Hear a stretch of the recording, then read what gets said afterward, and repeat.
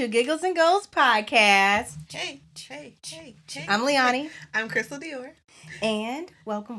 Welcome. Today, I'm excited about this topic. Yes. Leonie knows a lot more about it than me, so I'm going to be learning from her as we discuss. But The topic is CEO plus zone of genius. Yes, plus your zone of genius. I love that. It's great. I'm going to walk around just saying that. I'm in my zone of genius. I'm in my zone of genius. Don't talk to me. I'm in my zone of genius. Mm-hmm. Don't give me a reason to be away bougie. from me. I'm in my zone of genius. It's totally, oh my God, it's a problem. It's a whole problem. But our one-liners, our opening housewife line. Yes, okay? There you go. So mine is, being humble is cute, but knowing you're that girl is sexy. It's sexy. Okay, mine is, yes. I didn't come up with one. So I'll share my favorite one right now. Oh, God. I'm going to try to get through this without laughing. I don't think I can do that. What is it? Which housewife is this from? You'll know what I'm saying. Okay. I don't ride the fence. I am the fence. You ride me. What? This does not seem appropriate. This is a rated PG-13 show. You're over here talking about... What? Who said that? That has absolutely nothing to do with today's episode, but that's all I can think of. Karen Huger from Housewives of Potomac. That's hers. It's one that makes absolutely no sense. I get where she was trying to come with it, but... Why didn't anyone tell her? She felt like she was in her zone of genius when she came up with that, I guarantee it. Because why would you say that? I said something similar to this last night in a text message to one of my friends. I didn't realize it was wild till they laughed. But we were talking about dating, and I said dating is ghetto, and I'm a gangbanger. And then my friend was like, I'm a thug in these dating my streets. friend was like, you're a gangbanger in these streets? Like, first of all, you're not gangbanging in the dating space. Please, let's not. I'm not. Wow. I'm a gangbanger in these dating streets. These ghetto streets, but it seemed like it made sense at the moment. So I understand Karen. Sometimes you feel sometimes you feel the moment like, oh, that hit. And you that don't realize hits. till later you should have said that. It did not hit. It didn't hit. So I definitely probably shouldn't have repeated it, but such is life. Such is life. Such is life. That's the way the cookie crumbles.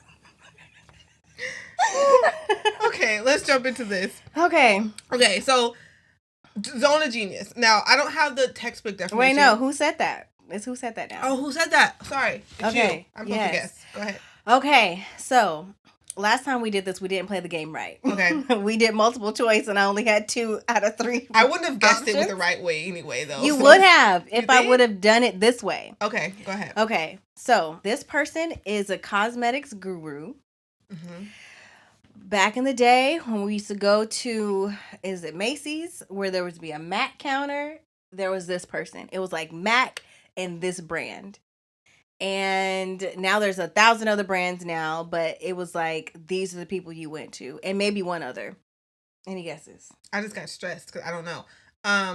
Maybelline? No. It is a high-end makeup brand. Bobbi Brown? Yes! Oh! Look at me! First of all, I didn't even say the quote. I'm supposed to say the quote. Sorry. We still don't got it right, y'all. Next time. All right. So her quote was, I never think I did it. I think I'm doing it. I like that. Yes. So the reason why I chose her for today's episode when it comes to Zone of Genius, oh goodness, I'm about to blank on her new business name. So she made Bobbi Brown, right? Fantastic, high quality, long lasting brand. Mm-hmm. And she sold that brand for almost $75 million to Estee Lauder. I did not know that. Yes. And then she made a new makeup brand, which is more like your face but better type of thing. What's so it's all about not natural, huh? What's the name of it? I'm literally blanking on the name. What does it look like? I feel like I just got some makeup. That might be it. I'm about to pull it up right now, so let's see. Okay. That's such boss. Like $75 million. Wow. $75 million for her cosmetics line. That's really pivoting in your lane. Like, it is. That's the goal. This thing is making me pay for this so I can't look at it anymore. Damn it. We'll come up with the name later. Yes. I'll figure it out. I think that's when you know someone was in their zone of genius. When you're able to... She was able to create a makeup brand twice, and they be successful. She's like, I do cosmetics. Yeah, and the thing about her selling Bobbi Brown, I'm sure she had to sell all the recipes for the makeup, all the... Oh, that's another thing. You know? When she sold it, she had a 25-year non-compete clause she had to sign. 25 years. And she said basically on the day that ended, it's been 25 she years started since she sold it? Yeah. Wow. How old is she? I don't know. But she is definitely seasoned. I'll say that. Wow. So not only did she create a brand once, but she created something completely different because it had to be. Yes. It's called Jones Road. That's her new line. Is that the new makeup I just bought? I have to think about it.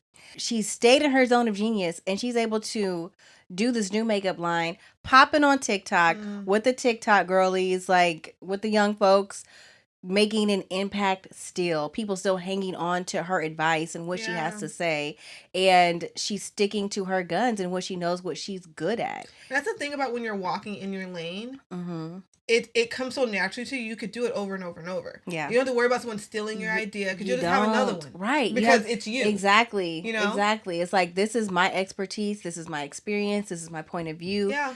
This is what I'm consulting on. I can do it over and over and over. Over and over again. Yeah. Yes. Yeah. So I love that leading into this episode talking about the zone of genius. So do you want to take it away with the points? Yeah. So the things that when I was doing some research on this, and it all resonated with what I've experienced. When you're trying to figure out what your zone of genius is, think about it being your entrepreneurial superpower. It's like a blend of your talents and your passions, and you're bringing all these things to the table, and they're colliding with your skills, and they're colliding with preparation, they're colliding with work, and it's like it becomes this zone of competence, skill, talent, and natural ability, right? Well, not necessarily competence, because we can get into where we're competent at. We can get into that, but that's not necessarily your zone of genius. Tell me more. So I am. Let me give an example. Something I'm competent at.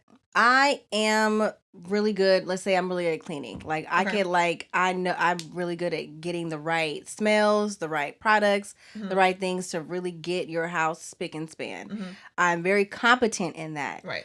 I'm not going to go have a cleaning business. Got you. Because that's not where I am. That's not where I don't gravitate towards that naturally. Okay. I could lock in and get a house clean, but I don't need to have a business doing that.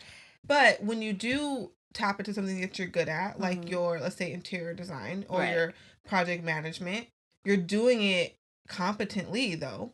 Yes, you are. You could be competent in something, but that doesn't mean that is your zone of genius. Everything you're competent in shouldn't be a business. But correct. When you do your business, you should do it at a level of competence. Correct. Y'all understand? Correct. You get it. You understand. But like when I was doing research, it was also talking a little bit about. Well, I got 10 steps, so we don't have to go through all my 10 things that I read. Okay. But the ones that stood out to me was ditching the doubt. Letting go of your imposter syndrome. Yeah. And your zone of genius being what you do naturally, owning it, and don't doubt, because doubt dims your light. Right. And that stood out to me because I think everyone, no matter what industry you're in, no matter if you're working full time, no matter what you're doing, everyone, I think, at some point has felt that feeling of, am I supposed to be here? Am I as smart as everybody else? Am I the smartest person in this room, or am I the dumbest person in this room? So that imposter syndrome thing can oftentimes stop us from moving forward. Yes. Usually we are our roadblocks. Like, we are the reason why we're not progressing, because in our mind we feel like, well, I know the inner parts of me, and I don't know what I'm doing, right? So you think everyone else is thinking that because you think you don't know what you're doing, while everyone else is like, you're amazing, right? And you're like, I don't know what's going on. And that's like, I just figured this out 5 minutes ago, and I'm presenting it like I know everything. 100%. So I think you realizing that you are your hindrance helps you move past that imposter syndrome. Yeah. But go ahead. Okay. So my take on the zone of genius from the book, The Big Leap, is so if you haven't read that book, I definitely recommend it if you're trying to figure out how to find what you could do well, something that's intrinsically natural for you to do. Get this book. It'll take you the steps on how to do that, and I'm going to cover some of the points from the book. So the first thing is, before it gets into the zone of genius, it talks about your the fears you need to overcome, basically, to get to the space where you could explore your zone of genius. Okay. And the 5 areas are the fears that we face are being the fear of being flawed. So that's the imposter syndrome. Yep, definitely flawed. The fear of disloyalty and abandonment. This involves the fear that success might lead to abandonment or disloyalty to one's roots or background. Yeah. The fear of being a burden. This is the fear that success will make one a bigger burden to others. And the fear of outshining. This involves the fear of surpassing others, especially significant people in one's life, like a sibling or parent. That's tough. Yeah, so that's 4 fears. And that's real. Because I feel like when I'm thinking about my journey, I'm sure you've experienced it. I've went through all 4 of those. Right. At some point. Right. Especially that fear of success, or the last one, fear of surpassing other people. Yeah. Because you have that thing where people are like, oh, you think you so good, or you think you too, you think you... Right, like you done got a little money and you changed, or you done got a little recognition. And you find yourself like downplaying yourself so that people feel comfortable. Yes. I know I feel myself doing it. Like when I talk about, like when I first moved to Houston, I did a lot my first year. And I remember, like even now when people ask me like, oh, how things are going, like sometimes I don't mention that I bought a house in 9 months, or I don't mention that I bought a new car, or that like I don't mention it because I don't want people to feel away. Right. And that's why. And also, everybody don't even know your business. Right. But you know, like they were big moves. So when people are talking to me about things that are happening, sometimes it should naturally come up, but I will purposely not say anything. Right. Because I'm like, they're gonna think that I think that I'm better than them, and I don't think that. And it's like when you're just like read the room type of thing, where it's like, especially during this time where people are struggling. So like, if some people don't want to hear other people's come up. Yeah. You know what I mean? So, or if you got a new job, or you got a promotion, or your business is doing well, or you just got approved for a new business loan and they haven't been able to get one, like things like that. That's like, you think about it. You know, you think about like, I don't want to mention that to my friend because I know she's struggling. Or I don't want to mention this to that person because they've been trying to. And that's why you have different friends that you tell things to. 100%. And like what we said in another episode, where you find a mentor, you find a group of 2 people, a group of people, a small group of people. I would say keep your group small, especially when you're sharing this information about this growth that you're having, to keep it in that space, so that everybody knows like we're comfortable here talking about these things. You know what I'm saying? What was the second one that you mentioned? The fear of disloyalty and abandonment, that your success might lead to you losing your roots, basically. Losing yourself. Yes. And that's a real thing, because we see people who we could tell they've lost themselves. Like you've lost yourself. Like what's happening, right? And that's scary. Yeah. Because in my mind, I'm like, I'm sure they didn't think they would be in this spot. I'm sure they didn't think that they would be so far gone 10 years ago before they started. I'm sure they didn't imagine that they would lose track of reality, right? Well, I don't know if somebody's lost track of reality, I don't think that they've lost track of reality. That's what I'm saying. You don't. So then it's like, then you'd be like, all these haters hating on me. Yeah, it's scary. It's like, but in my mind, I'm like, I'm sure they don't know how they got here, or they don't even know that they're. They don't know that they're there. But when they come too, it's like, what happened to me? Right. I don't want to be that. Like, I'm very paranoid about my self-awareness. Yeah. And I'm like, I don't want to get to a point where I'm not self-aware. And I think the world revolves around me. Well, that's why you got to keep truth tellers around you, but always make sure that they are having your best interest and that they don't have their own agenda. Yeah. Like, you don't want someone trying to humble you, but you want someone to keep you humble. Yes. I think there's a difference. There is a difference. Elaborate. I think someone who's trying to humble you is them trying to dim your light. Like, sit down somewhere. You ain't that great, right? Yeah. Or you're doing too much. Right, like trying to humble you like in like a little sis type of way. Yeah. Like, you are right. Like, don't feel yourself too much. Right. Right. And then there's someone who's just like, hey, that's not who you are. Yeah. That's different. Someone keeping you humble is different than someone trying to humble you. Yes. And knowing the type of people and how they function, because we all have people who kind of function in both ways. Right. And so I think I want people who keep me humble, not people who humble me. I think that's good. I haven't heard it be put that way before. So I just made it up. So well, that's awesome. That was good. But go ahead. Okay, so then how those things, overcoming those fears, because to get into your zone of genius, you need to have a clear head. So this comes with being very intentional about thinking about what you're good at and how you're going to get to the things that you talked about earlier. So discovering your zone of genius. Did you have something to say before I No, get go into ahead. that? So discovering your zone of genius, I have some questions for you to do so that you could get to that place. Yeah. So here's an exercise. Reflect on what you love to do, the very first thing to discover your zone of genius. The next is identify your unique abilities. Like you said, things that even if 1,000 people could do them, they can't do them like you. Correct. So think of what that is, and then think about how you put your own spin on it. Yeah. Don't think about how this sounds like such and such or that. Just this is weird. You're just getting the thoughts out. You're building something. A lot of times I feel like we go into self-discovery or we go into figuring out what we want to do in life with the end result in mind. Yeah. We just need to go through the journey right now and like do the work and do the exercises. There's something else you said that I think we should pause at. I think a lot of people experience this when they see other people who are doing what they want to do. It makes them not want to do it. Yes. Right. They're thinking I'm guilty of that still sometimes. Someone there's already a therapist out there. Yeah. There's already a interior designer company, a black owned in Houston interior design brand. There's already.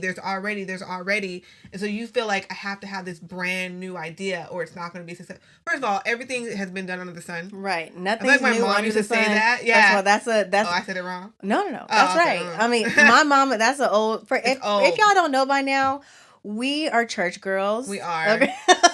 Can't get away from it no matter how much I've tried. My baby boomers on top of it. My mama is too. Your mom's a baby boomer? How old's your mom?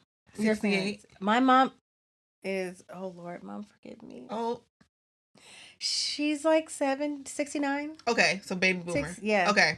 So that plus the church girl, we have a lot of old sayings in our Yes, exactly. It's like I was raised by a different generation. Okay, a whole other generation. And that's different. And where was I going to say that? About millennials and how we're in a really interesting space between one generation and the new generation. And it's like trying to find our way in the middle. Yeah. Where in the other episode, you were talking about how your parents want you to do things a certain way. Correct. And they don't really see a space for entrepreneurship, full-time entrepreneurship to be like they think it's cute. It's like a little hobby cute. You do. Exactly. But then you have this other generation, Gen Z, where it's like that's all they do. They have workshops for your profession to be YouTube. Yeah. They have stuff like Video that. Gaming. All that streaming. Influencing. Anything. Posting on Instagram. Exactly. As like your job. So it's such an interesting situation to be in as a millennial where you're like, you got the baby boomer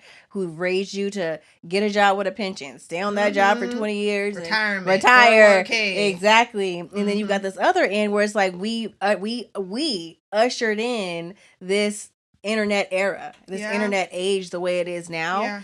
And it was goofy when we started it, and now it's like a whole thing. We're the first generation that lived on both lines. Like we grew up without them, and then we grew up with I think I got my AIM used to be the social media. Yeah, that used to be how you chatted, but that was when I was in junior high. Right. Facebook was my freshman year of college. Yes. So when you had to have an EDU to get it, you had to have an EDU. We did MySpace, and that was aging junior ourselves. High. Oh yeah, a lot right now. But there was a time in which we didn't have technology. Right. Not the way it is now. There was like one computer in the house. And it was on dial-up. Okay. Oh my goodness. I don't think I got a cell phone until high school. And it was a flip phone. And it wasn't a razor. I wanted one. I had a sliver.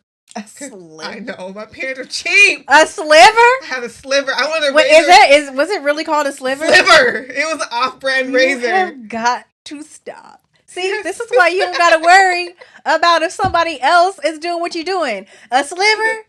A sliver. That's trifling. But no, but we start to think about back to that, we stop ourselves because we think we have to have some new idea. There's no new ideas.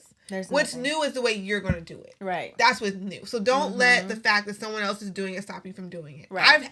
Oh my God, so many things I've stopped myself from. Because I have to realize this, because, birds of a feather flock together. Right. A lot of people who I follow, who I know, like friends, family, they're kind of on the same vein as me. Like, I know, 7 life coaches on my timeline right now, right? I'm gonna shout them out. Tony Sherrill. Okay. He's great. I didn't know he was a life coach. Yes. Okay. Pastor Dr. Andrea Humphrey. Okay, yes. She's doing it now. Chanel Tyus. Okay. She's doing it now. Therapists. I know like 9 therapists. I can't even start to. So when I'm on my timeline, I'm feeling like, dang, everybody's doing what I'm trying to do. Mm-hmm. But I realize, no, that's because I follow people who are like me. Like, right? Exactly. But either way, that should not stop me from doing it. Mm-hmm. I should look at how they're doing it, get inspired, and then do my thing the way I do it. Yes. Because the thing about anything we do, everyone isn't going to connect with the way everyone does things. Right. And what's more true now than I feel like it's ever been is because social media is everybody's on it, mm-hmm. you can find the people that you impact, yes. or the people will gravitate towards you. Exactly. So you and I can do the exact same thing, mm-hmm. but you may have a different audience than I have. The way you do it. Exactly. And they may like the way I present it or whatever, the shell I wrap it in, mm-hmm. compared to you. And so it's okay. It is okay. Mm-hmm. There are so many people in this world. There's a group for you. It is. And it's a great, I'm not going to say it. It's pros and cons to how you consume that type of media where you're just swirled around with the same people, the same mm-hmm. thought, the same mindsets, which is dangerous in itself in a lot of ways. Mm-hmm. But when it comes to building a brand and building an audience, that it's one of the most accessible ways to do that because people are already primed for the type of person you are. Yeah. You know what I mean? Or you can carve out your own lane. I like it. Mm-hmm. So back to that. Don't let that discourage you. Yes. Do it anyway. Yes. That should be the tagline for this episode. Do it anyway. Do it anyway. Do it anyway. So, and then be like, Gary V. Do you know who Gary V is? He's a very aggressive life coach, like entrepreneurship thing. And he's more like if you want to do that, jump off the cliff and do that. Like he's that type of person. So, like obnoxiously optimistic. Okay. Okay, so next. So we went over reflect on what you love to do, mm-hmm. identify your unique abilities, mm-hmm. pay attention to your energy levels. This is super important. There are things going back to the competency. Mm-hmm. I could be good at cleaning. I'm very good at babysitting and like early childhood education things. Okay. I've been watching children. My first job was at my aunt's daycare at 13 years old. Oh, wow. And I was always the child watching people's kids, all that stuff. I did all my college jobs were surrounding with young children, stuff like that. So I'm really good at it. Really good at it. But that is not my zone of genius. Gotcha. It is a place of competency. Okay. But it starts to drain me after a while because I'm like, I really want to be around adults. Okay. Like, I really don't want to be around kids all day. I don't want to be on the playground. I don't like being outside like that. So this drops my energy level. Something that grows my energy level. I could be online researching concepts, strategies, business things all day long. I don't get tired of it. I love it. I love taking it, crafting it into my own thing. So that's the difference is there. Pay attention. Even though you may be good at something, does it drain you? That's good. Okay. Reflect on your intrinsic motivation. Think about what you would do even if you weren't getting paid for it. Your zone of genius often aligns with activities that you feel intrinsically motivated to do. So consider what you love to do as a child. And that's really important because before, what we love to do as a child was intrinsically natural for us to do, things that we enjoy doing. There's no pressure. The societal pressures are not wrapped on us too heavy at that point. Yeah. So that is really important to do. For me, I love playing with my mom's checkbooks. I love playing with her typewriter. I love playing with all her business things. And so that makes sense now that I like doing paperwork. I mean, not paperwork, but I like spreadsheets. I love doing stuff like that. Like, I love figuring out Excel. I love, going over budgets. I love that stuff. I love organizing things. Yeah. So it makes sense that is where I thrive. Yeah. For me, when I think about it, I've always been a people person. Yeah. Like, I was always talking to people. I was always talking to my aunts and my godmoms and hearing their stories, talking to my friends. Like I was always like, even in high school, I didn't have like one group of friends. I had like 9. And I would just jump around to all of them. And I was cool with everybody. Like I was just always that person. Even now, I have a lot of close friends and I am close to all of them. And I don't talk to everyone every day. And I have some who I'm closer to, but I've always been I manage relationships with people well. I've always done good at that. You are good. And so it makes sense. And it's not even, it's not hard for me. It's not draining for me. That's really nice. I just enjoy talking to my friends. Now, there's some people, like, if I don't answer your calls, I'm sorry. You probably stressed me out. Just kidding. No, not just kidding. But anyway. It's like sometimes you need people. Like, I can talk to you once a month. I can talk to you. Right. There's very few people I can talk to on a daily basis. Yeah. Probably just my husband, honestly. Yeah. And, like, sometimes that's okay. Like, I have a best friend who I've known her literally our whole lives because our moms were friends.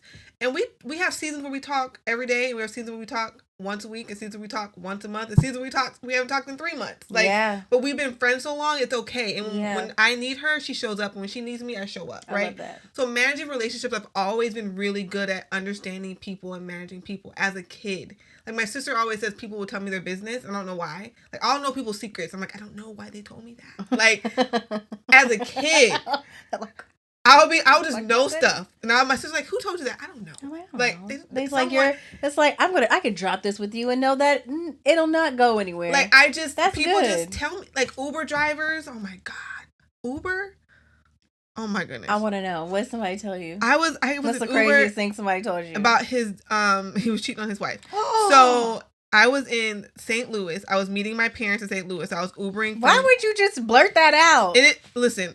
How many stars did you give him? I would have been like, he was in a Tesla, and he picked me up, and I was tired. I had flown all day, so I wasn't very friendly, to be honest. I was probably my least friendliest, and it was in the morning. And those who know, do not call me before 10 a.m. and think I'm gonna be nice. So it was like 7 a.m. and I'm in his car in the back seat. And I'm like looking at my phone, like not trying to. And he just kept talking. Oh, where are you going? What's happening in town? Oh, I'm coming for a church. Shut up. I'm coming for a church conference. Oh, what church conference? Oh, this church. I'm nervous around church people. Why? Well, my wife's really religious. Oh, okay.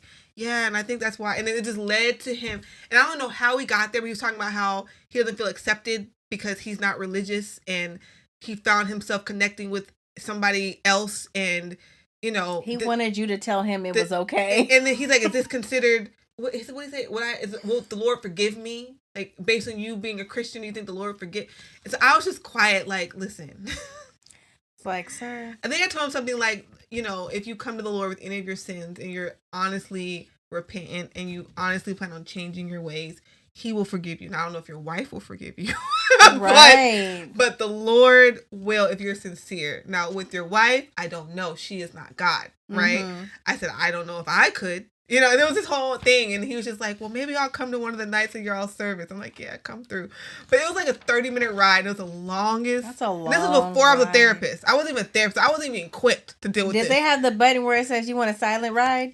No, this is way before then. This was like, man, I was 21. Wow. So I was just like, how in the world? You got a trusting spirit. That's a great trait. But I was just sitting in the car like, first of all, it's too early for this.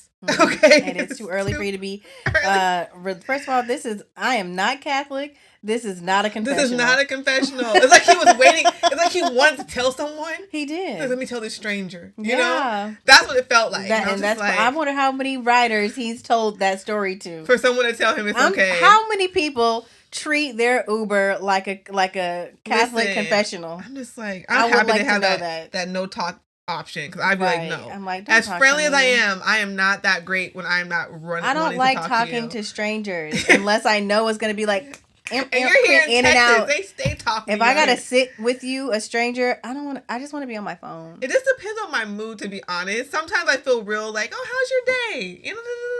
I gotta be having a really good day. I'm like shopping. If I'm like having a full conversation with a stranger, I'm shopping. Yeah, but I mean, that's why when I decided to become a therapist, everyone was like, that makes sense. Because I've always been that person. And I've also always had small businesses. Like, I was selling lemonade, jeans, mani-pedis. Jeans? Listen, I would look through my mom's stuff and sell her stuff. and keep the money. Like, it was a thing. Like, you stay ripping your parents off. I just listen, want you to know that. I didn't ask to be here. So this is what they get. Okay? I was just born. This could be a lie, but when I was looking up some stuff for the show, I saw that somebody sued their parents for being born and they won. Did see that. Did you see? Is that real? Yes. It was in China or something. Oh my God. Like, I did not ask to be here. I gotta pay bills. I gotta survive. Like, that is the stupidest thing in the world. None of us asked to be here. You suck it up and you be a good human. Goodness gracious. Point being, when you talk about childhood, the things that you just did, where I'm at today, it makes sense that I've gotten here. I wish I had gotten here sooner, like we were talking about last week. Right, like, oh my God. Like, why did I have to circle the road 20 times? 20 times, but because it'd be hard. That's why. And honestly, the road that I'm at right now, back then, this is not a path that made a lot of money, right? Yes. So most people weren't encouraging me to go be a therapist, go help people, because even now I still hear people say, oh, you're not gonna get rich doing that. You know what I mean? So I see why it took me so long to get here, because I do want to be rich. Let's be clear. Right. We do want those coins. And who says you don't have to be rich? Right. You could be on Oprah. That's true. I could be next Brene Brown or something. Okay, exactly. You could do, nobody knows how far it's going to go, because it's up to you and how you want, where the platforms that we have now and how you want to show up and present yourself in those places. Yeah. You could be rich being a life coach. Very true. Yes. Okay. Next, I'm going to shorten it. 2 more things. Look for patterns in your life. That's also really important. Yeah. And I'll come back to that, but then I'll say this last one.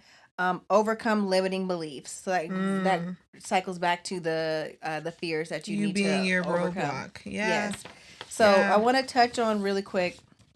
Look for patterns in your life. Yeah. It's important because sometimes you can go through these exercises and you really just cannot hearken on those things. Like, how do I answer these questions? Because I don't really have if you don't have highlighted moments in your life where like that stuff stands out. Maybe you had a rough childhood, so you didn't get an opportunity to play and express yourself and see where your creativity is or where your strengths are.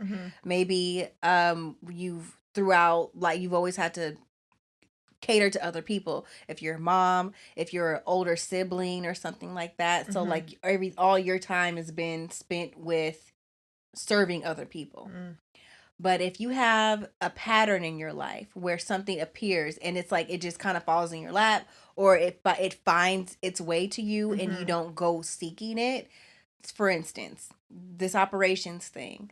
Like I said, I've always done event planning, so that's in the project management realm. That's in doing things organizationally. But it wasn't until I quit my 9-to-5 job where I was trying to figure out what am I going to do now. I was in grad school. I didn't finish, but I started. I was in grad school, and then I was like, I need to have a job while I'm in grad school, because I quit that job, but I want to focus on school as my main priority, but I needed to do something anyway. And that was like, this is my opportunity to enter into full-time entrepreneurship. And the first thing I did was I got hired as a director of client operations for an accounting firm. Okay. And I was like, sure, I could do that. I'm like, this is what you need. I know how to do that. I'm really good at figuring out software programs, stuff like that, like SaaS solutions. And I started that. I did my home staging business after that. And then my husband and I moved to Northern California. And then the director of operations came up again. I didn't apply for that job. Somebody recommended me to somebody else. Oh, wow. Because I had connected with another home stager in the Bay Area. I said I want to think about bringing my home staging business there. I was thinking about purchasing another home staging business out there. And then they said, I actually have somebody for you to meet, because they're looking for somebody that, like you, I think you guys would be good together. Met with them. We had a couple of dinners, met with her, and we talked about my skill set and what she wanted to do. I went over how she could get there as far as scaling her business. And then she hired me. I created my own job. I love it. And that has come, what I'm doing now with my consulting company. I'm consulting on operations and marketing But when I help people, they are very enthusiastic about the things I'm telling them. Mm-hmm. They're happy at the end of the day, end of the day, basically. And so that is a reoccurring thing that's been happening in my life. So that also helped me to solidify what my zone of genius is, because I'm impacting people's lives. Yeah. And I'm not asking for people are asking me. Yeah, and you start to see, I think that's when it stops feeling like work. Mm-hmm. When you're seeing people's lives change. Right. I know for me, I'm not a coach in the sense of the way you coach them, but I'm a coach in helping people. I'm like a confidence coach. Right. And helping people see their potential. Like, I'm huge. Like, 2 of my close friends, they're probably tired of me yelling at them. Yeah. Because I'm always like, you can apply for this job. You are like, I am it's able like, you can do it. You can do it. And I think the biggest thing is you have to believe you can do it. And you have to really believe it. You can't kind of believe it. You can't have a little bit of doubt in the back of your mind. Right. You can't, like, you have to really believe it. You almost got to be a little crazy. You have to be very crazy, because you're going to hear no's. Fine line. There's a fine, because you're going to hear no's. But if you really believe in yourself, that no will not faze you. Right. And I think that's the thing. Like, when I applied for grad school, I got so many no's. Yes. For grad school, because I told you about that undergrad GPA was rough. Woo, so Lord. I got a lot of no's, but I believed in myself. The grad school I got into, they put me on like so before they got I did this on purpose. Before I sent them my transcripts, we had an interview, like a Zoom interview. And I'm like, if they just meet me, they'll know I need to do this. And so the interview I did really, really, really well. I love that. So when they got my transcript, they're like, oh, heck. Oh, girl. They're like, anyway, they even call, they're like, hey, you don't meet our minimum requirements as far as your GPA. They said, so we're going to put you on the wait list, right? And then we're going to see, we still have a few more interviews to do, this, that, and the other. I said, no problem. I wrote them physical letters to every chairman in the program, every professor. I wrote them letters explaining to them why they needed me in their program. Yeah. Not why I wanted to go to their school. Yeah. I was like, this is why you need me. Right. Like, this is how great I am, and I know I'm going to be a great therapist. Because I'm that bitch. I'm that girl. And so I literally sent them all written letters. And I remember the chair of the department called me. She's like, I got your letter. And so did my faculty members.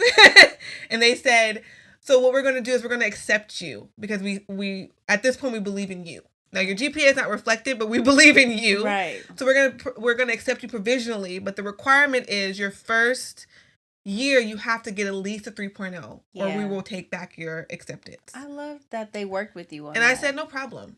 And I think I was in the honor society after my first semester. Wow. And I got all A's all 4 years. I love that. But the thing is, if I had accepted the no's, and not just one no. Like, they told me no a couple of times. Mm-hmm. If I didn't believe in myself and what I knew I was good at, then the no I would have been like, oh, I knew I wasn't good enough. Or the no that you could have told yourself. Yes. Because you're like, oh, I didn't have the GPA. And you have to at least have a 3.0 to be considered for a graduate program. Yeah. I remember one school, it was a state school. The lady told me, she was like, honestly, with your GPA, she was like, you should just go back to undergrad, take some classes, because you're not going to get into a grad school with your GPA. She's like, you're just not going to get in. Yeah. She's like, I don't want to discourage you. She's like, I don't want you to waste your time and all these application fees that you're paying. She's like, you're not going to get in. So she was looking at, I guess what she thought was proof that I wasn't. And I'm like, okay, no problem, because I know. Mm-hmm. So I don't have a doubt. I'm supposed to go to grad school. I'm supposed to be a therapist. So your no is cute. Exactly.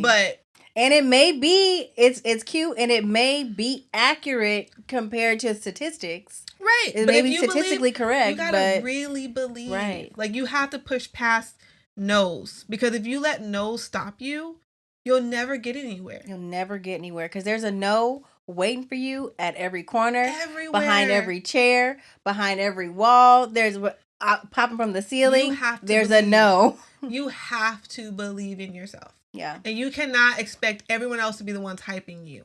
You have to hype yourself. Right. Because there'll be times where they don't believe either. Right. So then what?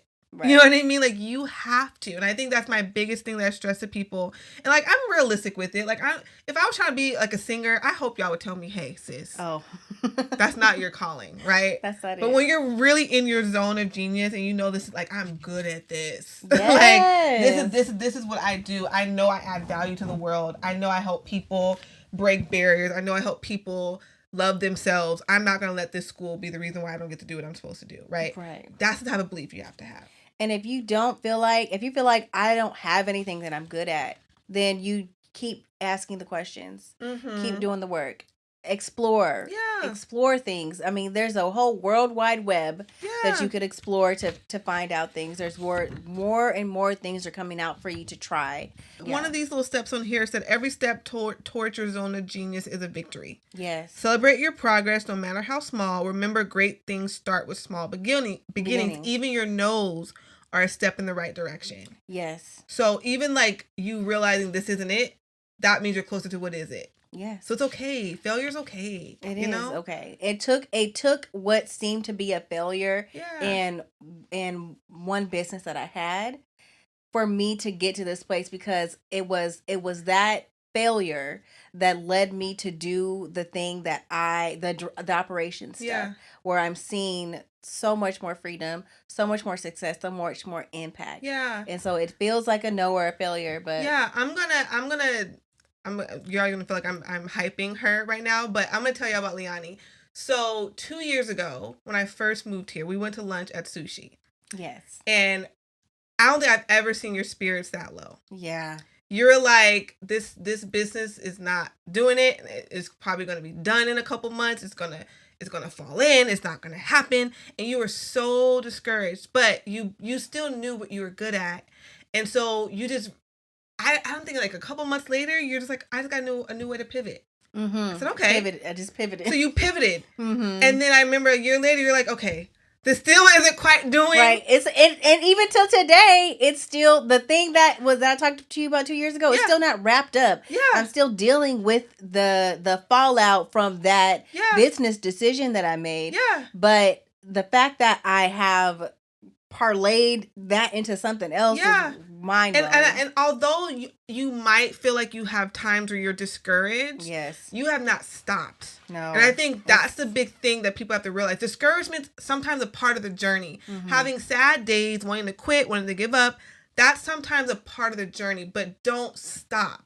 Right. And I champion you because through your discouragement, through the scariness of all of it, you had a baby, you moved, a lot happened. Yes. You have not stopped. It's been a wild ride. And so when you have life was seeming like it was telling me no. And I've been trying to get out of this space of over spiritualizing things where I'm like, oh, this is a sign from God. This is a sign that God wants me to do this, or he doesn't want me to do this, or something like that. And I'm like, I just had to stop over spiritualizing things and thinking like everything's going to come to me like a cloud. Mm-hmm. Like the Lord's going to come to me on the cloud. The sky's going to split. And it's like, this is what you're supposed to do. And this is how you do it. Yeah. And this is when you'll get there. Mm-hmm. That's not going to happen. So I at one point I'm like, I just have to wake up and deal with this. Yeah. And I have to take it every day at a time. As painful as it is, as much as I want to crawl up in a ball and not deal with the things that I'm dealing with sometimes, I have to do it. Yeah. Because I'm like, when I took this leap of faith, I said, I'm going to do it no matter what. Yeah. And I'm like, Lord, but you got to be with me, and you got to show me your hand along the way. And there's been times where I felt like I didn't see God's hand. And I think sometimes we think his hand is going to be, that means it's going to get easier. Yes. No. It doesn't get easier when you ask for God's hand sometimes. Mean that. But the fact that you're still here. Yeah. You have food. You have a roof. Yes. You're able to do the main things you need to do to survive in this world. Yes. Your baby's eating. Yes. You know, like, sometimes that's his hand. God is amazing. You know, like, you're not so belly under that you are somewhere homeless or having, like, so his hand is there. And I think sometimes we think his hand means it's going to be easy, it's going to be miraculous, it's going to be, or at least be obvious. That's really what it was. I never expected it to be easy. Yeah. I expected God's hand to be obvious. Yeah.